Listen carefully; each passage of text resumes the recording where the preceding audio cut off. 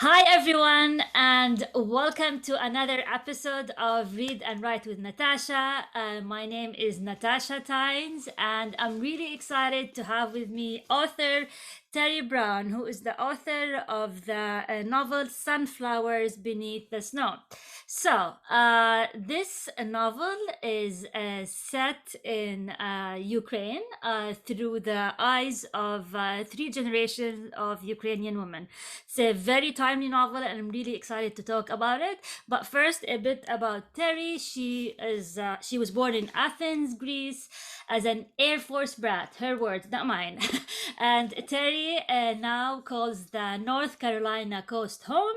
In 2020, she and her husband Bruce rode a tandem bicycle across the United States from Astoria, Oregon to Washington, D.C., successfully raising money for Toys for Tots. Terry's debut novel, Sunflowers Beneath the Snow, is a historical fiction set in Ukraine. So, Terry, welcome to the show. We are so happy to have you and hear from you. I am so happy to be here. Thank you so much. Of course. So, Terry, for those who are watching or listening, can you just give us a brief summary about your novel? All right. So, Sunflowers Beneath the Snow starts in Ukraine in 1973. And it starts out where you see a man who is a rebel. So, he is not wanting Ukraine to be a part of Soviet Union anymore. And so, he's doing a little bit of spying and things, and he gets caught. And he's pretty much forced to make a decision to leave his country and his family, and that's what he does. And from that point on, what we're watching is his wife and his daughter that he left behind, and then eventually his granddaughter, and how they kind of go through their lives and how this one decision of his really affects them. We also get to see how these three generations of women view Ukraine a little differently. The oldest generation having been the one that was she was left, and then she was forced to figure out how to try to raise her daughter, and she kind of becomes the typical I'm all for the Soviet party, I'm all in. And then her daughter is much more like her father had been, wanting a free Ukraine.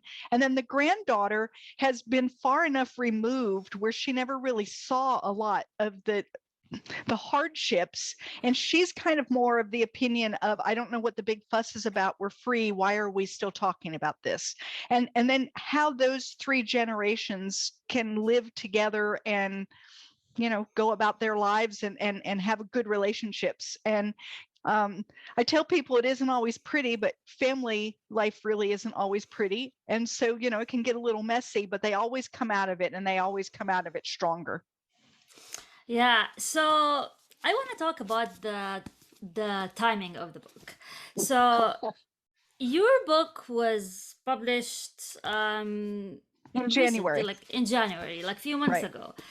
So, and a month after that, Russia invades Ukraine. So I want to talk about the timing. And did you plan it this way? Did you? So I've been asked that, and it's like, man, if I could plan this, then I'm surprised the government hasn't come and gotten me by this point.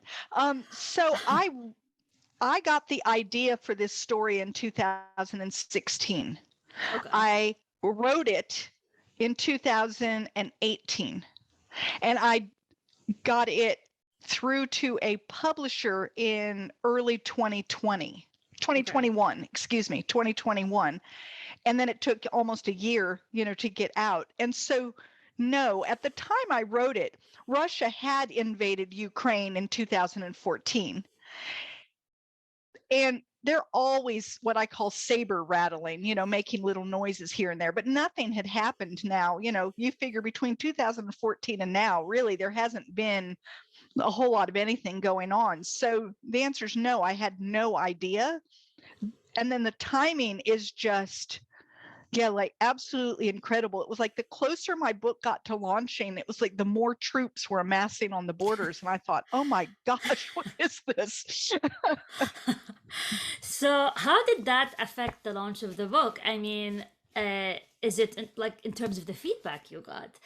So yeah, go Is ahead. it mixed? I mean, like, I'm just curious how this, because from what I saw, I mean, you tried to be balanced in terms of the views of the Ukrainians, because we noticed that the babushka, the grandmother, was, I have a Russian name, but I don't speak Russian. Right. But that's another story.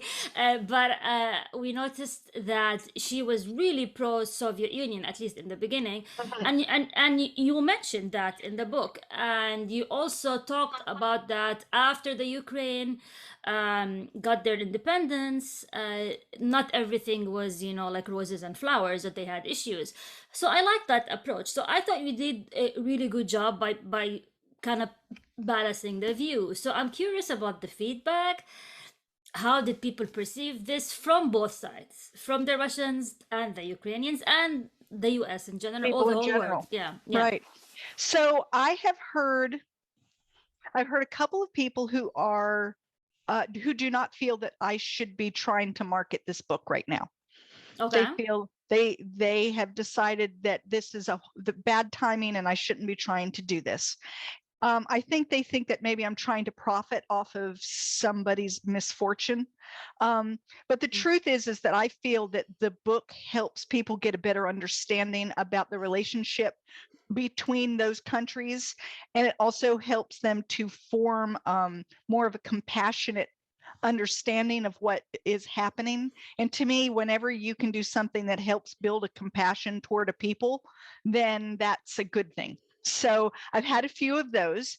Um, just about everyone that has read it has told me that it is accurate and that those are the opinions that are there in Ukraine. There are still some people who would love to see more of a Soviet type control again, because then at least they knew where the next meal was coming from, is kind of their feel. And then there are those people who are dead set against it.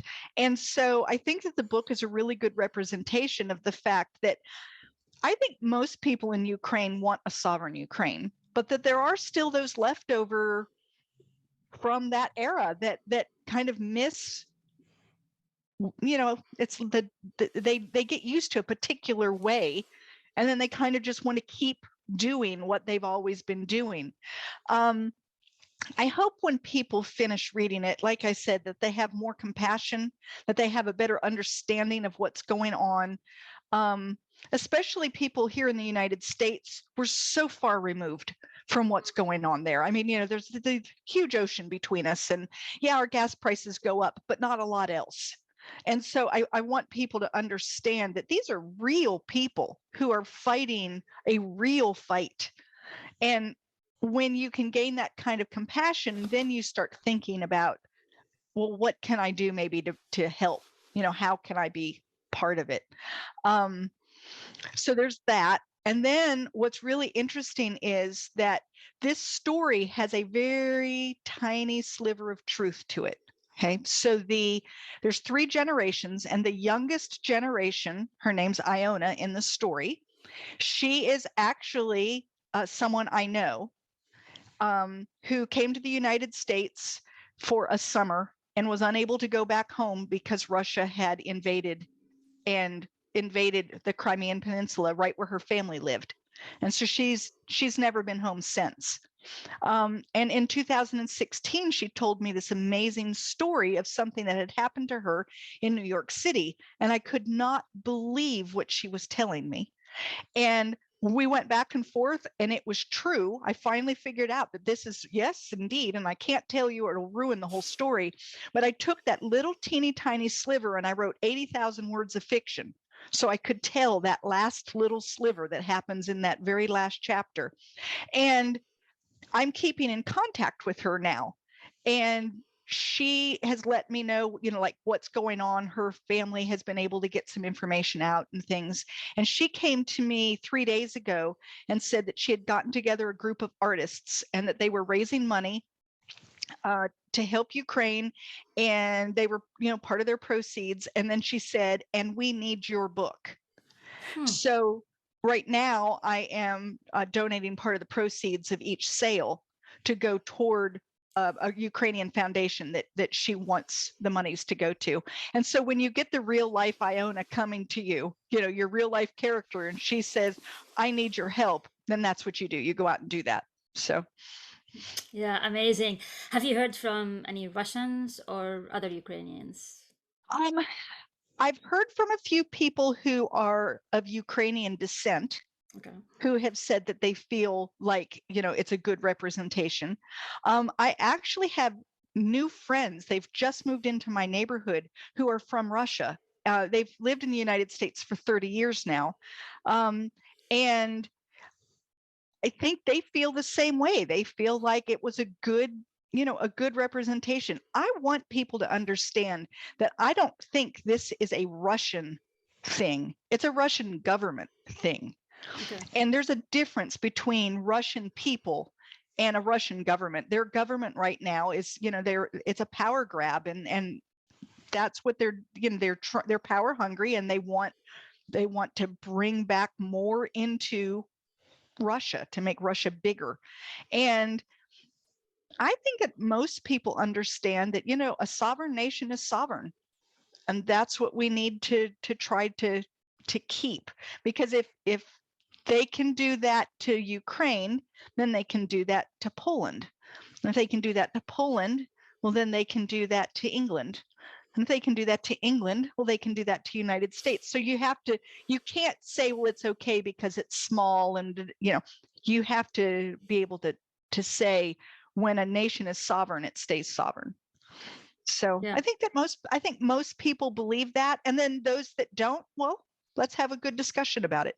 So What was the reception in terms of the sales of the book? Do you feel that people noticed it more because of the topic, or you still don't know that? yeah, I think it's still really new, and I'm a Okay. debut author, so people Okay. don't know me. Okay. It's not like I had a following and I was able to just, throw it out there and everybody knows the book. And so I'm still in the really early stages of trying to get my book out there and noticed. The topic has made it easier Yeah. because more people, they see the book, they understand it's Ukraine, and immediately they're kind of like, ooh, wait a minute, that's kind of, very timely. And so I think it has opened a few doors, at least interest. Well, let me take a look and see if it's something, and then after they read it and they like the book, then immediately then I'm on your podcast. I've been invited to several other podcasts. I've had several people wanting to review me on blogs and things. And I think a lot of it has to do with the topic. Mm-hmm. And, Yeah, I, yeah. I mean, sorry. I the reason I wanted to have you on the podcast, and I get a lot of requests, through the service that we both connected on, is that I immediately, gravitated towards you because of the topic, and the reason is the minute things started escalating in Ukraine. A very good friend of mine, who's actually my neighbor as well, is Ukrainian, and we've been talking about the issue for years. And as soon as the issue escalated to this degree, and I told her, and we also have a book club, and she's part of my book club, and I told her, please recommend some literature. I want a fiction. I don't want to. I don't want like a an academic book. I want like a novel set in Ukraine. And she was like, I don't think there's anything translated into English. I think, and she started thinking, is like, and then I went and I started researching, and I like found something set in Russia. And I was like, what's going on? Why? How come there's no books written in English about Ukraine? And then lo and behold, I read an article just today or yesterday in the New York Times, how Ukrainian translators are like now scrambling to translate literature into English.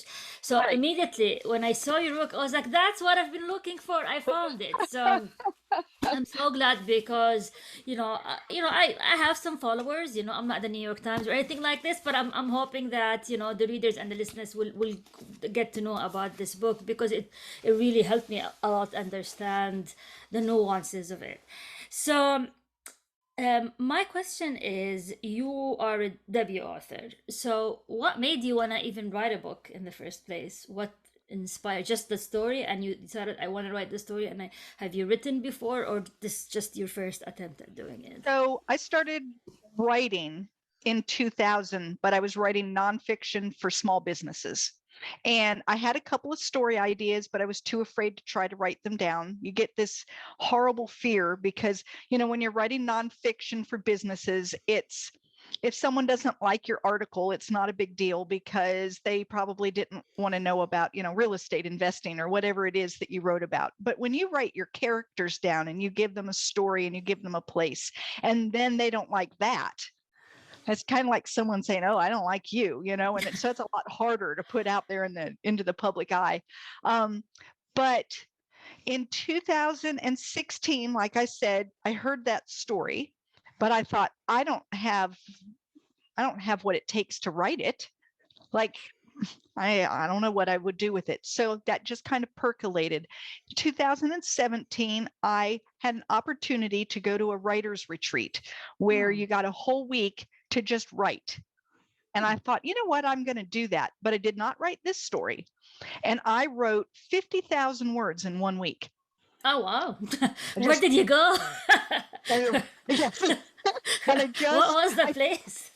So it's called Weymouth Writers in Residence, and it's in North Carolina. And Okay. I mean, it's a great little place. I think for me, that story that I had in my head had been in there so long, it was just bursting to come out. And because I had given myself a whole week where I had nothing else on my plate, no children, no husband, no dog, no laundry, just me and writing. And I just got so much done. The book is not that good. Okay, so the manuscript, it's done. It will probably never go out. And if it does, it won't go out as it is. It's going to have a lot of editing. But it was the first time that I ever wrote something of that length. And I thought, you know what? I can do that. So I wrote another one. And that one was a little better. I learned a little from the first one. And so then I wrote another one. And so the one that is out now, Sunflowers Beneath the Snow, is actually my fifth. Oh, wow. But it's the first one that I felt had the kind of depth that needed. Like my first one that I wrote, my main character was perfect. She had no flaws. She was better than Superwoman. This woman, everything that she went through and did it better than anyone you've ever met in your entire life. And I think it's because I loved her so much I couldn't let her fail. Yeah. But in reality, she doesn't exist, No. And so when you read it, it's a little bit flat because people aren't that way. And when you love a character, you think about some of the favorite characters you've ever read in books. And the reason you like them is because you can relate to them. And you can relate to them not because they're perfect, because we don't like those people. Yeah. So you relate to them because you can see something of yourself in them. And so that first character, like I said, if that book ever goes anywhere, I've got to go back and help my character be real, because she's perfect. In the second one that I wrote, I really learned a lot about the fact that I have a very bad tendency to just tell people she is angry. And you've got to show it. Not tell, Right. And let your readers understand that your character is angry based on the things that they're doing and feeling and saying. And I wasn't very good at that at first. And so, my first couple are just a lot of tell. And you just learn. The only way that you can learn to write is to write. Yeah. And I also noticed that, since it's a historical fiction, there's a lot of research done. So I'm curious to know, what was your research like? Did you go to Ukraine? How did you get the nuances of life there? Like when they were queuing for bread and, what they were dressed like, the sunflowers, the east and west, like all of these nuances. How did you get that? You're really curious to know. So no, I've never been to Ukraine. Okay. And people are so stunned when they find that out. In fact, I've been asked a lot of times, aren't you supposed to write about things you know about? And yes. And if you think about it, my book, though set in Ukraine, is really about people. And I feel like I know people. I understand people and emotions. And so that's what I wrote about. Then, in terms of Ukraine, I always tell people you start out really big. So you just do like an overview. So you get on something, like an encyclopedia type articles, and you find out what was going on. Okay. Like not my book started in 1973, but I started my research back about 1900, because what happened in 1973 didn't happen out of nothing. So if you're Yeah. going to start here, you kind of have to know, like, how did we get to this place? And then I just kept reading through until I had a very broad understanding of like the geopolitical stuff that was going on, and who was in power when, and when did that start to change. And I knew that in my story, I needed to have my character be some kind of a rebel. And that's what was going to remove him from Ukraine. And so I just started doing research until I found out that in the early 70s, there was a really big rebellious push going on.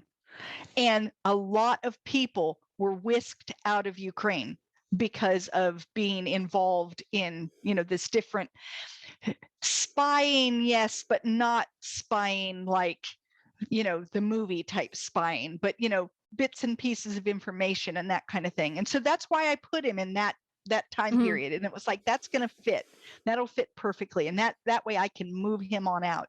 And then as I went through, it would be like, okay, so now maybe we're in 1981, and I look up 1981 and I look up Ukraine, and I try to find out, what can I find out? What kinds of things were going on? And then maybe something would catch my eye and I would think, oh, I could use that, and that would help me move the story to this next place. And in terms of like everyday life, because it's historical fiction, but just barely.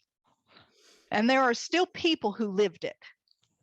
And That's so I true. just got onto some of these, message board type places, and put out there, hey, I'm looking to talk to people who ever lived in a Soviet bloc country. Okay. And I asked them, what was your everyday life like?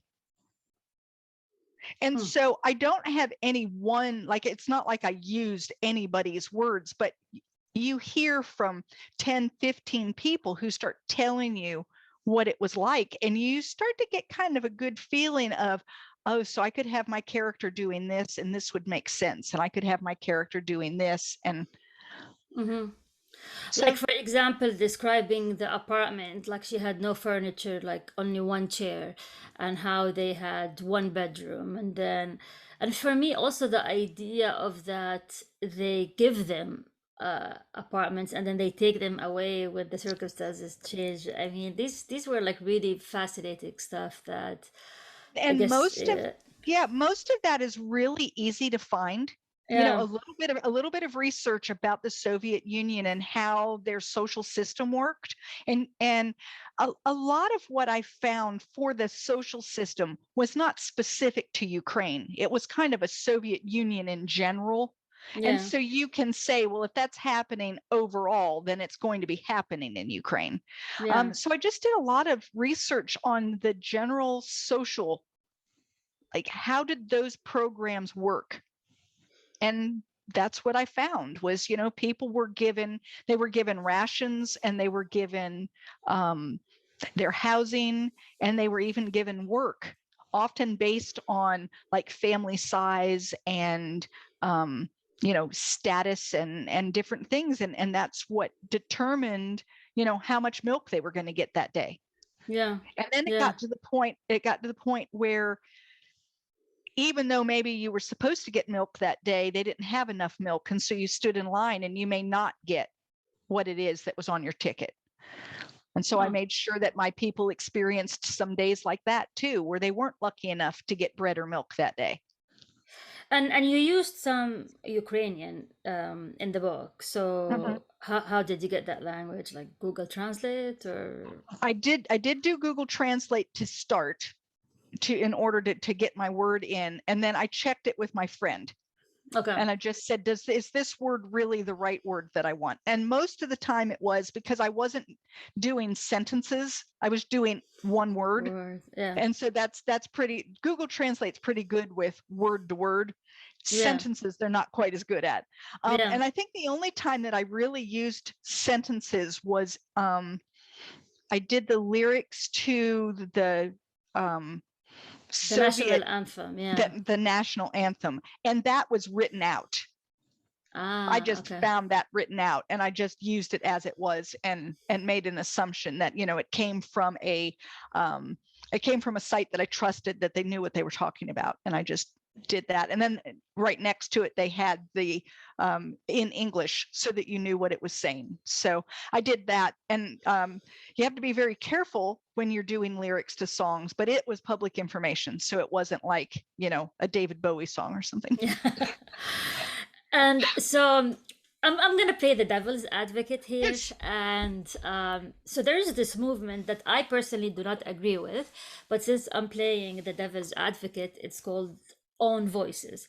So the idea of own voices, like someone from that culture should write about the culture. So have you heard anyone saying, you know what, a Ukrainian born on Ukraine should have written the book, not an American born in the US? As I said, I don't agree with this movement. I think authors should write whatever they want to. The sky is the limit. But this kind of movement has been gaining ground lately, and even publishers, at least traditional publishers, independent publishers are more kind of open to other ideas, but Right. traditional publishers are really latching onto the idea of own voices. Have you encountered some of that?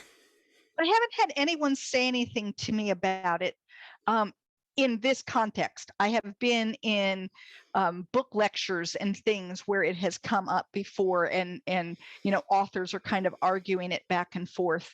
My own feeling is I think that as long as an author is not doing anything to push along a negative stereotype, that I don't have a problem with it. Because if you can only write about, we'll use something other than Ukraine, autism, and you can only write about a character with autism if you have autism, that really limits who can write.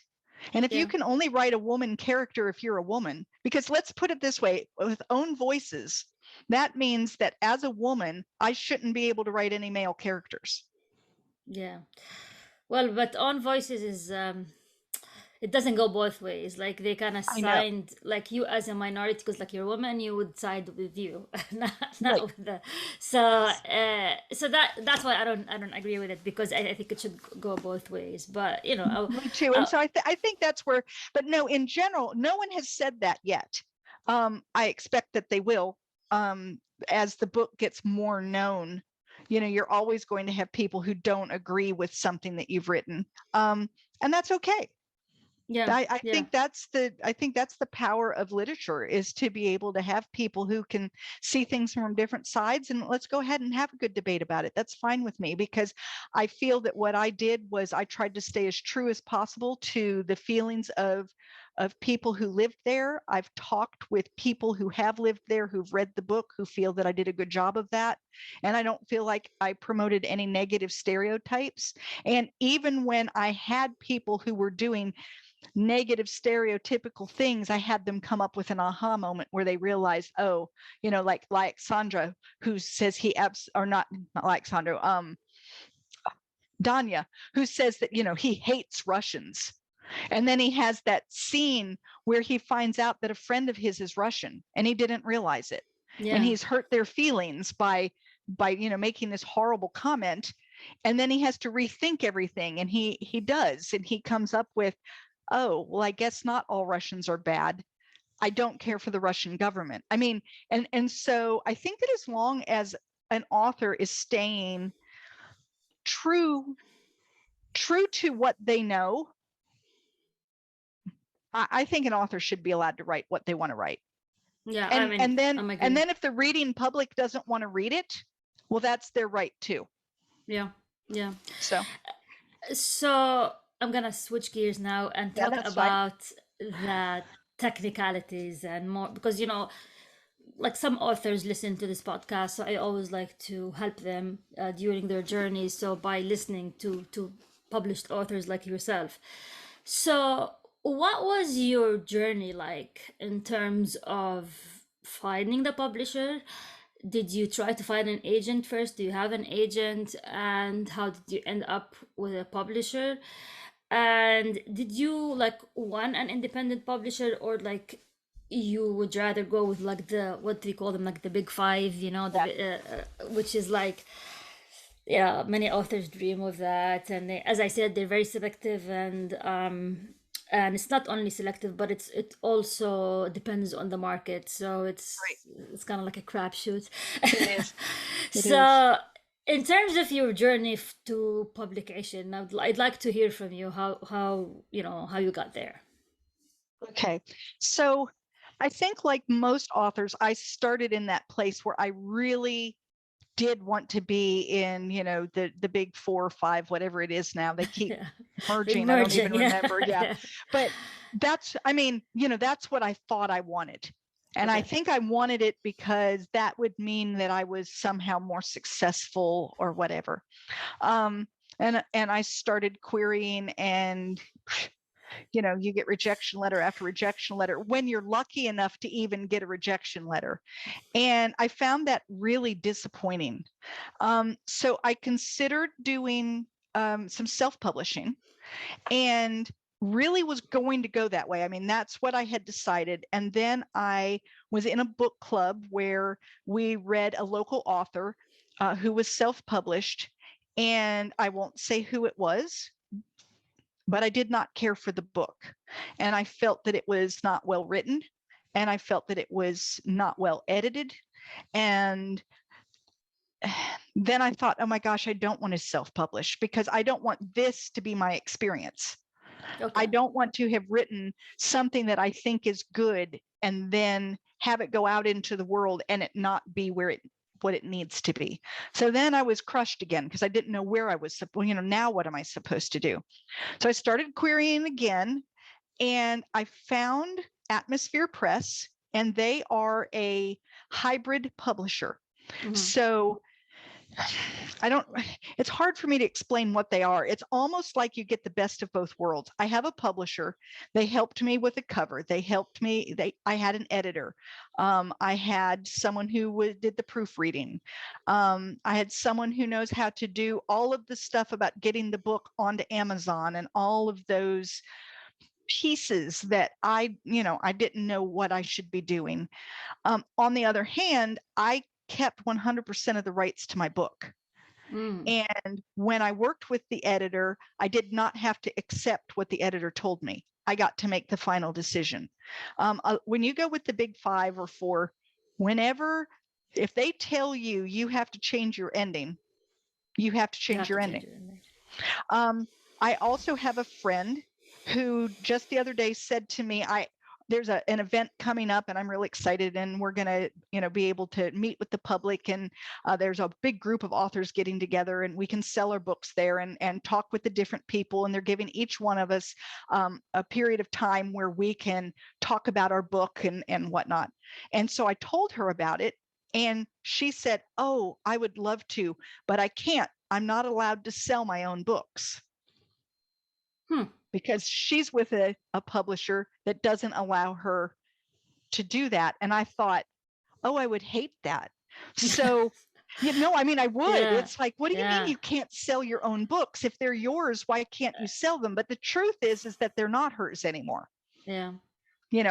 So for me, and I'm not saying, I think everybody has to find what feels right for them. For me, this hybrid publisher was the best thing because it gave me the ability to have the professionalism that I felt I was going to miss out on as a self-published, without getting into the you can't do this and you can't do that and you have to do this and you have to do that.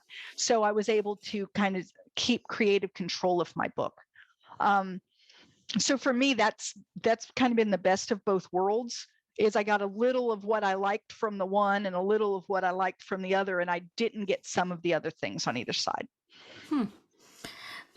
Would you consider like contacting the Ukrainian embassy and having an event there? Right now, no way. I wouldn't go to Ukraine. You couldn't pay me enough money to go No, right the now. Ukrainian embassy in DC. Oh, yes, I would. That would be cool. No, I thought you meant over, and it was like, no, I'm not going anywhere near Ukraine right now. No, no, I'm just thinking, as part, because they've been very active, the community here. And I was thinking of, there's I some think that's way a of. fantastic idea. In fact, as soon as we get off here, I'm writing that down. I'm going to find out who to contact. Yeah, I mean, it's just some ideas. We authors always help each other out. That's I what I love know. about In fact, the I tease community. everybody and I say, I think that I would love for this to be like an Oprah book club book. So if anyone out there knows Oprah and a way for me to get to know her, you just contact me right away. So Yeah, I mean, and for me, like the podcast, I really love talking to debut authors and self-published authors because I mean, when I first published my first book, it was a small publisher, and my second book I'm gonna self-publish. But I feel that like there's a lot of stigma around that, and they do not get the attention they deserve. I agree. And like this book is like really well written. I mean, the Thank you. fact that and I'm not saying that lightly because I read a lot and that's what I do for a living. So the fact that a traditional publisher did not pick that tells you something about the market, that it's not you. Was it Haruki Murakami who said that if you end up reading the books that everyone is reading, you end up thinking like everyone. and i Yes. and the idea is that we only read the bestsellers or the books that are in the New York Times bestseller. We limit ourselves to what the market wants us to read, and the market's also influenced by politics, by cultural wars and other stuff. So yeah, I'm kind of ranting here. No, But but see, I agree completely. And I want to make sure that everyone understands I'm not against self-publishing. Mhm. In fact, I've considered it for potentially my second book. I'm not sure how I'm going. I just know that for me, at least in this experience, especially as a debut, totally unaware of the other part of book writing. I understood writing and I didn't understand what to do after that. Having someone there to kind of guide and hold my hand has been very, very helpful to me. But on the other hand, I completely understand anyone who wishes to self-publish. yeah, I just yeah. was afraid that maybe I needed more professional help beforehand and I didn't know where to get it. And so now though, I'm a little more connected and I might know where to get it and not have, so Yeah, I just think that it really depends on the author, and it depends a lot on what are they looking for? What do they hope is going to happen? yeah, yeah. And I was talking with an author the other day, and she and her husband, they both co-write fantasy novels, mhm, and that's what they do for a living. And she's telling me she is self-published. They're self-publishing, and she said that she had the publisher, but she stopped because she's making more money self-publishing now than right. using a publisher. So I'm seeing more and more people going to self-publishing, and it's just people cutting the gatekeepers as well for many reasons. So yeah, Well, it's one of it's the good things about Atmosphere Press is you do not have to have an agent. So that got rid of mhm, that whole, I'm talking to the people in the publishing company directly and they're talking to me. yeah, And I like that aspect as well. And so, like I said, I think this is kind of almost a glorified self-publish. yeah, I do have a publisher, but I like having the control of my book because I wrote it the way I wrote it for a reason. And yes, I'm willing to listen to an editor. If they've got good suggestions for me that is going to make my book stronger and my writing stronger, I want to hear about that. And this book in particular, there were, they recommended that I add a few more chapters on the character Alexandro, which I did not have. And they were right. It made the book a lot stronger. And I'm glad I listened to that and added those in, because it really helped. It really helped the book. On the other hand, they did make a few suggestions about things that I did not agree with. And I didn't have to listen. And it was like, no, I do not agree. And I wrote it this way for a reason. For instance, in when Iona comes to North Carolina and she has trouble with the language, my editor did not like that. She did not want her to have trouble with the language. She said it made her sound stupid. And I said, I don't think it makes her sound stupid. I think it shows the real issues of someone who speaks English but learned it from a textbook in a school system in Ukraine, and now they're here, and it doesn't translate well, especially if you found yourself in southern United States with a southern accent, which is difficult. I grew up in Ohio, and when I moved to North Carolina, I had trouble with the English language, and I was from here. And so, I wanted that in there, and they were really against it, and they didn't push hard, but they pushed. They really wanted me to know, but I felt very strongly it needed to be in there. So I think I really liked having that ability to say, I put it in there for a reason. I know what the reason is, and I understand that you're telling me that some people may be offended by that. Thank you for letting me know. Well, I mean, I thought it was accurate. I mean, I didn't grow up speaking English. I learned it from textbooks. So, in my case, there were like, movies to help with that, like American movies and stuff. But I guess growing up in Ukraine, it might be different. And yeah, I mean, it sounded pretty natural to me, at least as someone who did not grow up speaking English. And so, I think you did a good job with Thank you. that. So now I want to talk about your future plans. So now I know you're now really busy with promoting the book. I know how it is.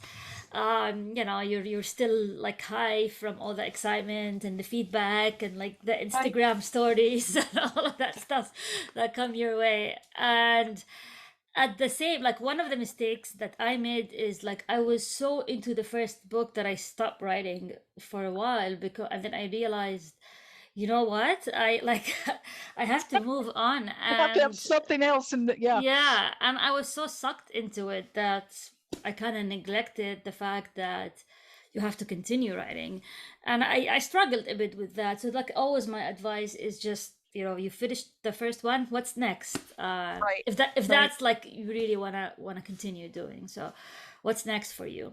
So I actually have another one already written, which is really good. And I had both of them pretty much written when I turned Sunflowers Beneath the Snow in. So luckily I've got this other one sitting there pretty much ready to go. I mean, it still needs editing. I haven't put it through to my editor yet, but I edited it again based on what I was told about sunflowers. Okay. So I think that this editing will be a lot less painful. It'll be more painless, less painful, because I learned a few things having listened to what they felt the first time, and so I kind of went through and made some changes. And then I have a writer's retreat planned in June. So I have 2 weeks where I'm just going to do nothing but write. I refuse to do any marketing during that period of time. Although I think I do have one podcast scheduled, and I'll keep that, but I'm going to write. So this next book that I have out, it's called An Enemy Like Me, and it is based in World War II. And it is a German American, so a first generation German American who is fighting in the war as an American, and he finds himself in Germany. And he realizes that these are people who just like him, that if this had been any other time, he could have been sitting down to dinner with them. And instead, he's the enemy. Yeah. And it's a very kind of poignant, realization about war. And we see this story from his viewpoint, as well as his wife and his 4-year-old child that he left behind to go to war. Hmm. So, Have you read The Book Thief? yes, Yeah, I it's love good. that one. I loved. Oh my God, it's so good. And Yeah. so you would say like your specialty is historical fiction, Well, if you that's want me what it like is. to Yeah, box that's what it that is or right to now. label it. Yeah, Yeah, yeah. that's what these two have been that. Um, the first one that I wrote that I said isn't gonna, I can't show it. It's more of a contemporary fiction, and it deals with homelessness. I think that I tend to write more of a just character driven, Okay. like it's Yeah, it's about the character. And I like historical fiction because it gives me a great backdrop. I really yeah. enjoy not having to create, like I would be a terrible science fiction writer because Mm, I don't like the world building.